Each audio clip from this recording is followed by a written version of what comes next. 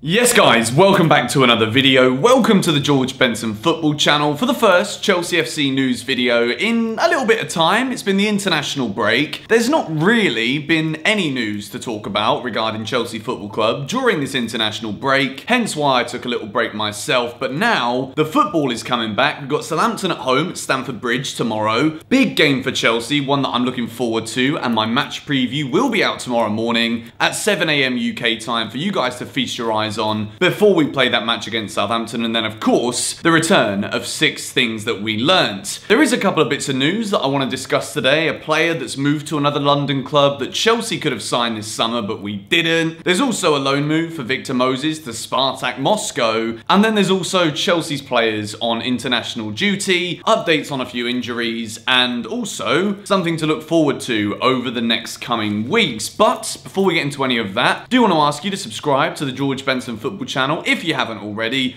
I'm back from my little international break sabbatical, ready to make you guys a load of content. Got 6 things we learned out after the game tomorrow. Hopefully it's gonna be a positive one again. Hit the like button on today's video, and let's start by talking about big Victor Moses. You guys remember the guy who was kind of like, Chelsea have signed Victor Moses. We're all sat there thinking, well, like, is Victor Moses really a Chelsea signing? A lot of us questioned it. Managers didn't really see anything. There were a couple of loan moves. And then all of a sudden, this man with some fire in his belly called Antonio Conte, one of my favourite Chelsea managers of the Roman Abramovich era, he comes in, takes one look at Victor and says, Mr. Victor, you're the man for the job. He's a right wing back and he played a huge part in Chelsea's title winning season under Antonio Conte. And then again, as soon as Conte left, it was like Victor Moses is yet again surplus to requirements at Chelsea Football Club. He's gone on loan for the rest of the season to Spartak Moscow. It's one of those where I really don't see a future again for Victor Moses at Chelsea, with Reece James's progression, with the new wingers that we've signed, Callum Hudson-Odoi as well. It's just like, well, where does Victor really fit into this system or with anything, really? He's getting older as well. So loan move to Spartak Moscow. Of course, I wish Victor Moses the best of luck. I think he was been one of the more underrated players of that Conte title winning season. Got a lot of respect for the geezer. He's gone out on loan. I wish him all the best. Now, the next story that I want to discuss is the brilliant form on international duty of both Timo Werner, Kai Havertz, and, well, Rudiger was also starting the games for Germany too, but they conceded quite a few goals. So we won't address Rudiger that much, but Havertz and Werner. I mean, it's been a while since I've put Kai Havertz in the title of a video, but I definitely need to today. He has been in sensational form. I think he started the season very well, considering he's young and he's still settling into life at Chelsea, life in the Premier League. But on international duty, he's scoring goals, he's getting assists in both of Germany's matches, looking like a menace. And if you look at the stats for this year, in terms of the calendar year, amongst the top leagues in Europe, Kai Havertz, at 21 years old, is already delivering with goals and assists at a level that is comparable to that of the elite players within this continent of football.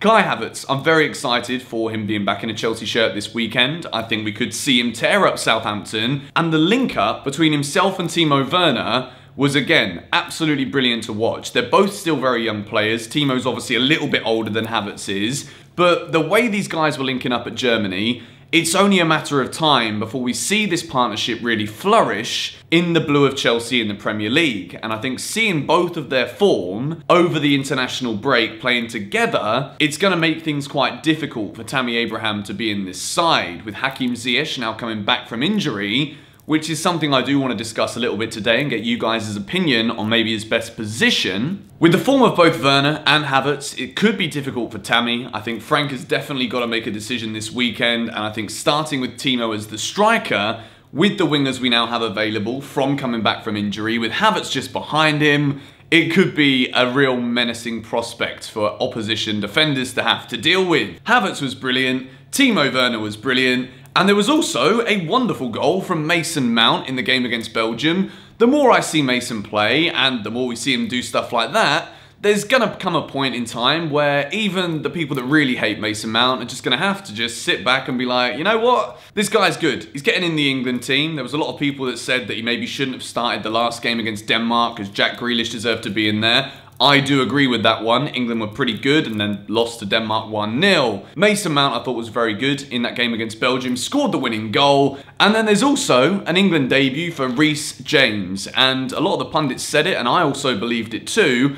Reece James was England's best player in the 90 minutes in the game against Denmark, and then the passion, I guess the moment kind of caught up with him and he got sent off after the match. But in terms of questioning his temperament, questioning anything else, I think I'd much rather see him get sent off, Reece James, the way he did after the full-time whistle, than by having a heavy first touch and then breaking the leg of an opposition player as if it's a Sunday League moment. So I thought Reece James was absolutely fantastic. I think the way he dealt with the sending off on social media was also brilliant. And I think it could have been a performance that gives Frank Lampard the opportunity again to see Reece start ahead of Azpilicueta in this game against Southampton tomorrow. So now I want to talk a little bit about Mr. Hakim Ziyesh. He's been away on international duty for Morocco and he is fit and ready for selection in this game against Southampton this weekend. There's a lot of people that have said a lot of things about where Hakim Ziyesh could play, and I think of all of the attacking players, I mean, I've said a lot of good things about Werner, I've said a lot of good things about Havertz, but I think the creativity and the ability to play a different style of pass, Chelsea have been very predictable, I still think, in some halves of football this season. We've been very good at addressing it by coming out in the second half, a much better side after a team talk. Hakim Ziyesh, I think, is going to bring that dynamic level of passing so that at all different times during the game, Chelsea can offer the strikers and the attacking players a variety of different options, whether it's Timo Werner running over the top, whether it's nice little 1-2s on the edge of the area between Ziyesh, Havertz to try and get into the box, draw shooting opportunities, potentially draw free kicks and penalties. Hakim Ziyesh is that player that can bring that kind of variety to this Chelsea team. There are some people saying that they'd like to see him play on the right-hand side of the midfield three with two wingers, with Timo Werner up front. There are also a lot of people saying that they'd like to see him play on the right wing. Callum Hudson-Odoi did very well last time out, and I think he's been trying to play his way back with some rhythm into this Chelsea starting 11. There's also the small dilemma that Frank Lampard's going to have of the return of Christian Pulisic, which is the one that I'm most looking forward to because he was the best player towards the end of last season. Been very excited to see him back. He obviously came on for a few minutes last time out, and he's ready now. He's ready to start for Chelsea, and it's going to be a huge selection dilemma for Lampard. Does he bring Hakim Ziyesh straight into the first 11? Does he bring him off the bench if Chelsea are doing well and we can start to experiment with more creativity going forward? It's a decision that I'm going to make myself in my match preview tomorrow. You guys will have to tune in to find out exactly what I think is going to happen. But Ziyesh is back, Pulisic is back, Ben Chilwell, it looks as though he could be ready,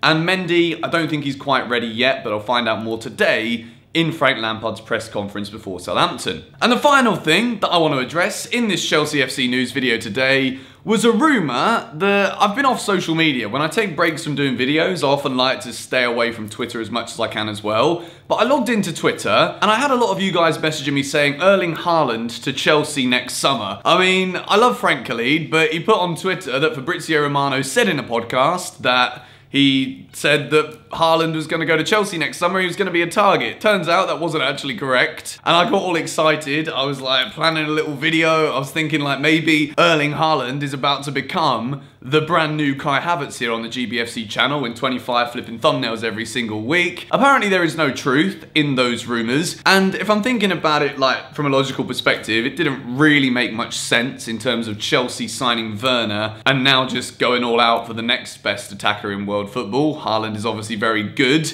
You can argue amongst yourselves as to who's better between Werner and Haaland, but I don't think Chelsea will be in the market for this player next summer. I think if anything, we could see wingers come into Chelsea next summer if we don't see the best of Ziyesh or Callum Hudson-Odoi. I think Pulisic we know is going to be a good one, but we did miss out on another winger. I don't want to spend too much time talking about the Haaland to Chelsea thing. I personally don't think there's going to be any truth in any rumours like that. It makes sense though, because we all know reporters in football these days, they're struggling. You know, they need to sell articles because the creativity's kind of gone out of a lot of what people are doing in the footballing world. So anything to Chelsea could have some legs because, well, we've just gone out and had a very good window. But don't buy into it too much. Said Benrahma, you know, the geezer that we just bought on Chelsea Career Mode here on GBFC, the man we were linked with a little bit over the summer, but according to Fabrizio Romano, Chelsea never actually went through putting offers for Said Benrahma. and he's now gone and signed for West Ham United, which is a very good signing for West Ham. They've not made the worst start to the season. They've had a couple of good performances despite David Moyes not being on the sidelines. And I do feel as though Chelsea missed out on Benrahma. It was one where he would probably come in and not be a starter, but with that flair that he has, the ability he's got, will it transition from Championship to Premier League? We'll definitely see that at West Ham, where he'll be guaranteed a lot more starting minutes. And Chelsea missed out on him. West Ham signed him. Very good deal for West Ham United.